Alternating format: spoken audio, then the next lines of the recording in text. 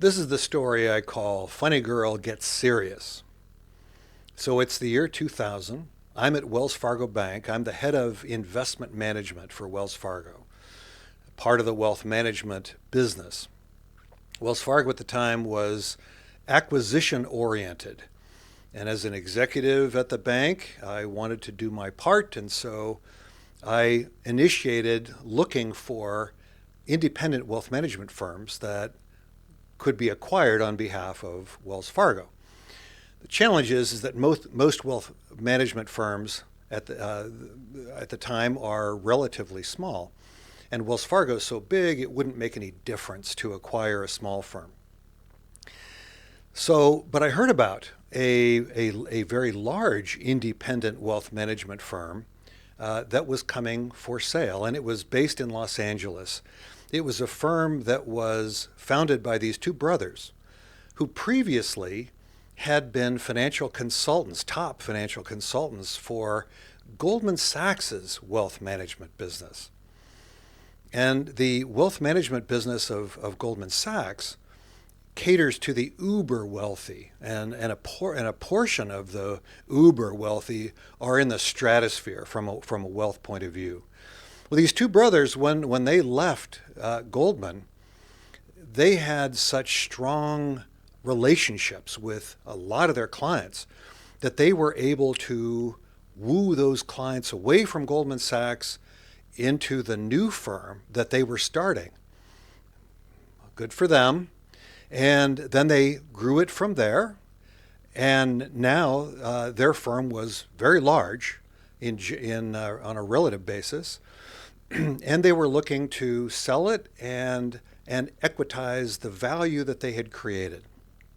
Okay, so that was the game plan. So with this on the market and with the high net worth or ultra high net worth character of their client base, it was attracting a lot of attention to the big firms like Wells and others in the financial services arena.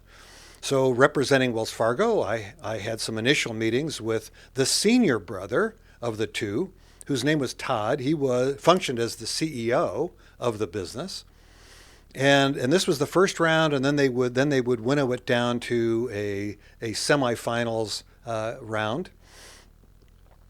And Todd and I seemed to really click. And after we did make it through that first round, and Todd and I then had another meeting at his office in Century City, and Todd shared with me that he was interested. He was very interested at having Wells Fargo be the potential buyer of his business. And so he said he wanted to make me an unusual offer. This was in the fall of 2000, September. He said that later in September, there was going to be a Barbra Streisand concert in Los Angeles at the Staples Center in Los Angeles, and that with that as the focus, Todd and his firm had rented a skybox, a suite at the Staples Center, and they invited all their clients to come, and a majority had accepted.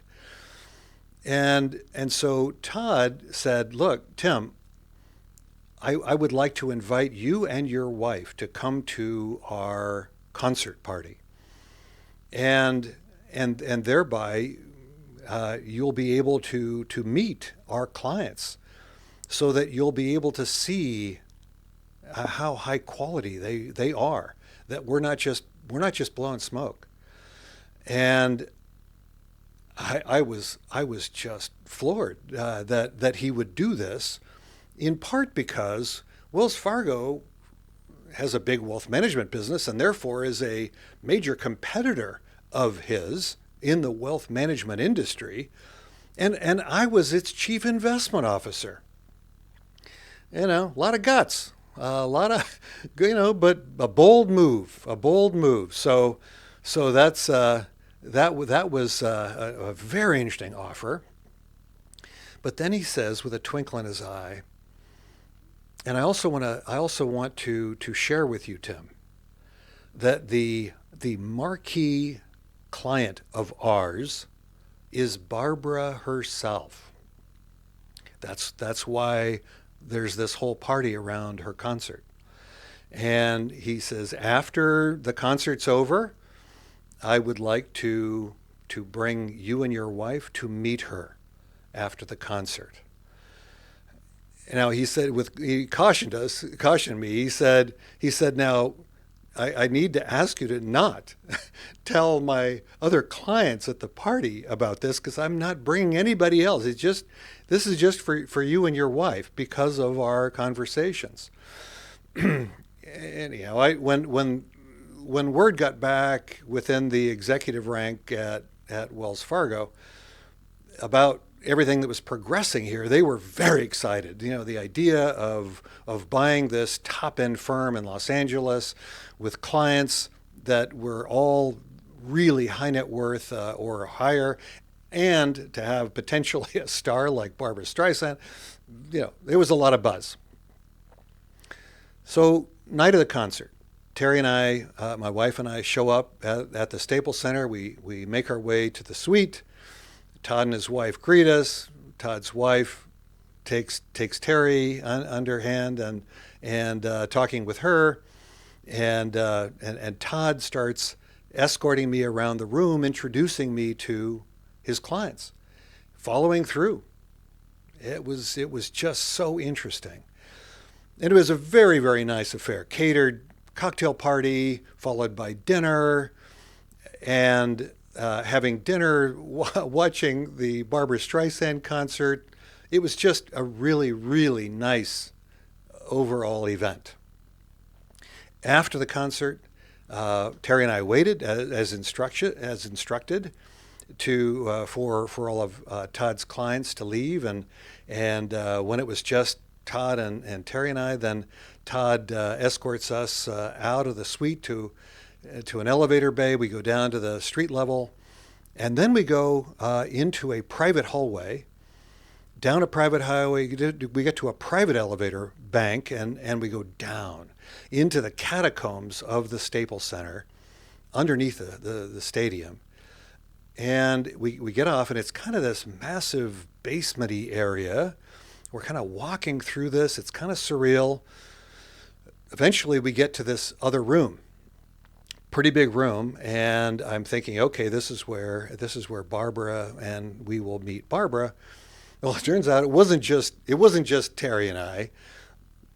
We'd never done this before. It wasn't just Terry and I. We walk in the door, and here's a whole line of people, other lucky people who had a connection, right, to meet Barbara. And Barbara's standing in the middle of the room, and one by one she's greeting people as they work their way up the line. And to one side of Barbara is a young woman who I take as an aide or an assistant, whatever. Just behind her and over to one side is kind of a small little group of other people that are just chatting, and it kind of, I was guessing that this might be kind of Barbara's entourage, and I noticed James Brolin, her husband, is kind of is in that group. So, you know, we're slowly making our way forward as I'm watching all this, and I'm excited. I am very excited. One, there's the professional side of the potential is becoming so real that we might actually have a shot at buying this firm, and you know, having Barbara as a client, and given my role at the bank, the investment management for all the clients and Barbara would be under my responsibility. Very exciting from a professional point of view, but from a personal point of view, I've been probably more than a bit infatuated by Barbra Streisand for years, ever since the movie Funny Girl. So there was that little, you know, heart pity patter, and then the white hot star power of a celebrity like Barbra Streisand. It's just pretty intimidating anyhow. Anyhow, I was excited. So we're working our way up. And as we're getting close, I'm seeing the play that a party steps up, an individual or a couple, just a couple of word of exchange with Barbara, nice, nice, and then escort out. It's clear this is not the time or place for a lengthy conversation. This is really all about polite, maybe a nicety, something right along that line. So, what I think would be a nice thing to do, given that Todd is right next to me as our escort, if you will, it would be when I get my chance, I would say to Barbara, that she's very lucky in having such a talented investment advisor like Todd, and that might be kind of a nice full circle, right, all the way around, given what we're doing. Anyhow, that was my game plan. So it's about our turn. I should stop just for a moment and give some investment perspective, context of the time. Again, this is the year 2000. It's the fall. The tech bubble, remember the dot-com stocks and all that, had been building for years, late 90s and all that, but hit the absolute peak value for tech stocks and the whole tech industry hit the previous spring, March of 2000. That was the peak, and then it has been falling like a stone for 6 months to where we were at the night of the concert in September. That's the backdrop. So it's our turn. Terry, my wife, and I, we step up. Barbara's got kind of a polite smile on. She's meeting a lot of people. And we shake her hand. My wife and I both say something to the effect of, "It's such a pleasure to meet you," et cetera, et cetera. And then Todd steps forward to formally introduce me, as I expected. And he says, "Barbara, I'd like you to meet Tim Leach. Tim is the chief investment officer for Wells Fargo Bank, and these are all connected to the discussions about my firm that I've been telling you about."